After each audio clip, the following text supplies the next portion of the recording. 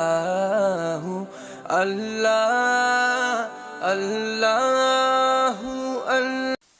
اللہ من الشیطان الرجیم بسم اللہ الرحمن الرحیم۔ خواتین و حضرات السلام علیکم ورحمۃ اللہ وبرکاتہ و مغفرتہ۔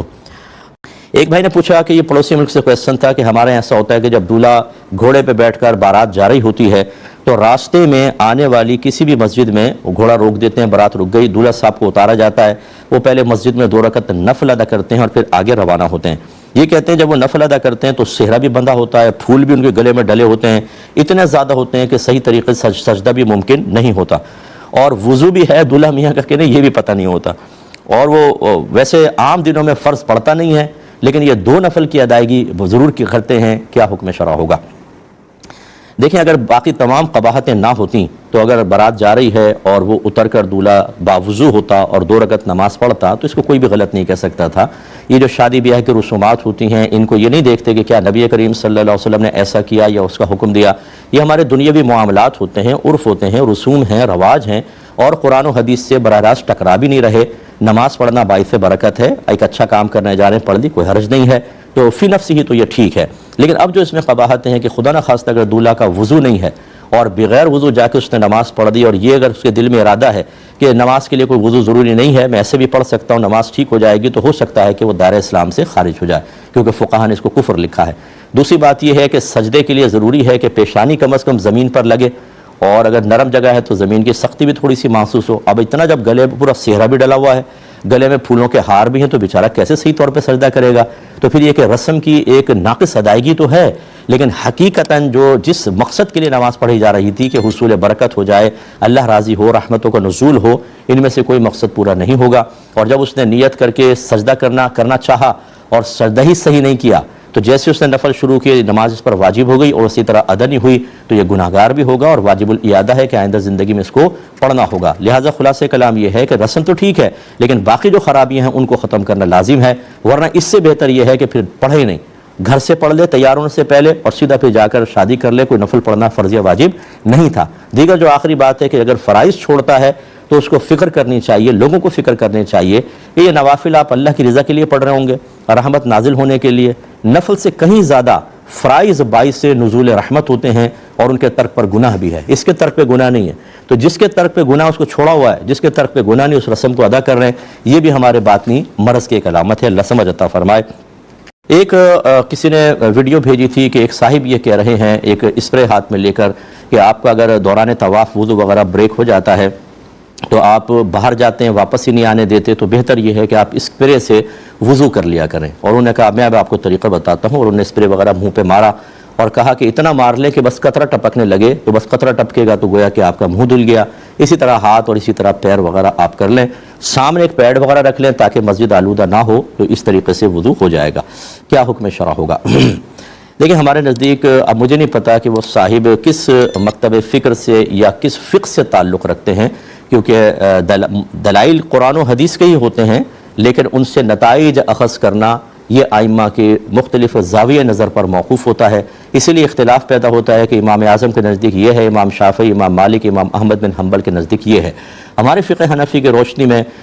جس بھی عضو کو دھونا فرض ہو، اس کے ہر حصے پر سے، ہر بال پر سے کم از کم 2 بوند پانی بہہ جائے گا، تو پھر وہ چہرہ یا وہ حصہ دھلنا کہلائے گا اور فرض ادا ہوگا۔ لہذا اگر چہرے کو دھونا ہے، سر کے بال سے لے کے تھوڑے کے نیچے تک، ایک کان کی لو سے ایک دوسرے کان کی لو تک اچھی طریقے سے اس کو دھونا ہوگا، اتنا کہ ہر جگہ پر سے کم از کم 2 بوند پانی بہہ جائے، یہ 1 مرتبہ دھونا ہوگا، اور 3 مرتبہ سنت ہوتا ہے، اس کا مطلب ہے کم از کم 6 بوند پانی بہہ جائے۔ اب یہ اسپرے کرنے میں مسئلہ کیا ہے کہ سامنے کا حصہ تو دھل جائے گا، لیکن یہ کنپٹی کا پورا حصہ، اسی طرح اگر داڑھی کسی کی گھنی نہیں ہے تو اس داڑھی کے اندر اتنا مارنا کہ کھال تک پہنچ جائے، اور وہ بھی کم از کم 2 بوند پانی، جس سے فرض پورا ہوگا۔ اور اگر گھنی داڑھی ہے تو گھنی داڑھی کے ظاہر کا دھونا کہ کھال تک پانی پہنچ جائے، ہر بال دھل جائے، کھال دھلے یا نہ دھلے، اس چیز کی رعایت کرنا انتہائی مشکل ہوگا۔ اور اسی طریقے سے ہاتھ اور پیر کا مسئلہ، اس لیے بہتر یہ ہے کہ تھوڑی مشقت اٹھا کے باہر جایا جائے۔ ایک تو یہ 2 بوند کا مسئلہ ہو گیا۔ دوسری بات یہ ہے کہ جو اعضائے وضو سے پانی ٹپکتا ہے یہ مستعمل ہوتا ہے،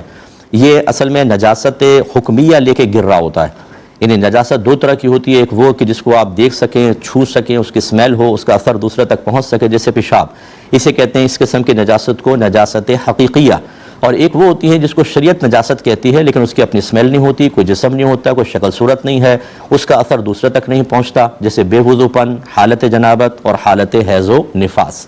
اب جب ہم وضو کرتے ہیں تو یہ جو نجاست حکمیہ یہ دھل کے گر رہی ہوتی ہے۔ اس کے علاوہ ہمارے گناہوں کی آلودگی کہ نبی کریم صلی اللہ علیہ وسلم نے ارشاد فرمایا کہ جس نے بسم اللہ الرحمن الرحیم پڑھ کر وضو کیا تو اس کے اعضاء وضو سے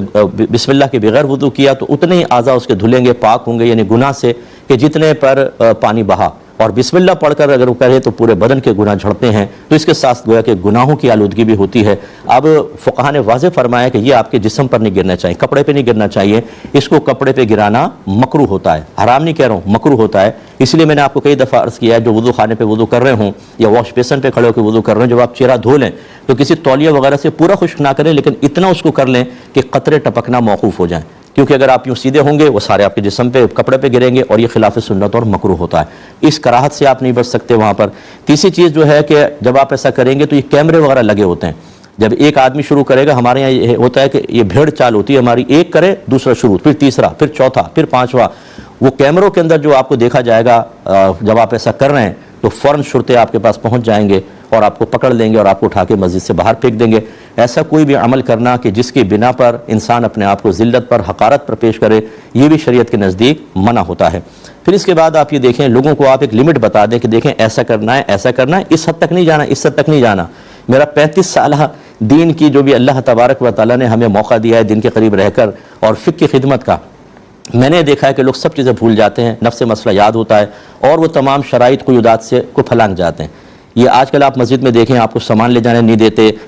کھانے پینے کی چیز لے جانے نہیں دیتے، حالانکہ پہلے جاتے رہے انہیں پتہ ہے کہ لے جاتے تھے۔ کیوں؟ اتنے بڑے بڑے گٹھڑ لے جا کے کوئی یہاں پھینک دیا، کوئی وہاں پھینک دیا، ستونوں کے ساتھ لگا دیا اور کھارے پیرے قالین گندے کر دیے۔ انہوں نے سختی کر دی کہ اب کوئی چیز نہیں جائے گی۔ جب آپ یہ شروع کریں گے، آپ نے لاکھ لیمیٹیشنز بتا دیں، لوگ ایسا کر رہے ہوں گے، وہ تو کوئی اس کونے کے اوپر، کوئی وہاں پہ کرے گا، مسجد فرش آلودہ کریں گے، لوگ نہیں باز آتے۔ اتنے مطلب کم علم لوگ ہوتے ہیں اور خوف خدا سے باز تو عاری ہوتے ہیں بالکل، یا بالکل ہی علم نہیں ہوتا، بیچارے مسجد کے آداب سے بھی ناواقف ہوتے ہیں کہ آپ نہیں دیکھتے جوتیاں لے جا کے کیسے رکھ دیتے ہیں وہ مسجد کے اندر، اور بعض اوقات تو مطلب اور بہت سارے معاملات ہو رہے ہوتے ہیں۔ ایسی بیچاری نادان سی عوام کو اس بات کا مکلف بنانے کی کوشش کرنا کہ آپ وہاں وضو تو کر سکتے ہیں لیکن قیودات، لیمیٹیشنز کا لحاظ کریں، بہت ہی مشکل ہے اور اس میں بگاڑ کے اندیشے زیادہ ہیں۔ اور فقہ ہمارا یہی کہتا ہے، ہمارا مذہب یہ کہتا ہے کہ جیسے کہ اصل چیز حرام ہے، اس کے دوائی، اس کی طرف لے جانے والی چیزوں کو بھی شریعت منع کر دیتی ہے۔ زنا حرام ہے، اس لیے عورت کو دیکھنا، اس کو چھونا، اس کے ساتھ تنہائی اختیار کرنا، یہ سب بھی منع کر دیا، حالانکہ یہ زنا نہیں تھے لیکن یہ دواعی الی الزنا ہے۔ تو میں یہ نہیں کہہ رہا ہوں کہ یہ وضو کے جو دیگر لوازمات ہیں وہ یہ وضو کرنا حرام ہے، اور یہ بھی، یہ تو تب غلط ہوگا جب وہ تمام خرابیاں پیدا ہوں گی، لیکن لوگ لیمیٹیشنز کا لحاظ نہیں رکھتے، پھر یہ خرابیاں پیدا ہوں گی، اور جس کی بنا پہ خرابیاں پیدا ہو رہی ہیں اس کو بھی روکنا ضروری ہوتا ہے۔ اس لیے میری گزارش ہے کہ اس پر تمام حضرات عمل نہ کریں تو بہتر ہے، تھوڑی سی مشقت اٹھائیں، باہر نکل جائیں، یا پہلے اپنے وضو کو قائم رکھیں، اس کے اندر کرنے میں خراب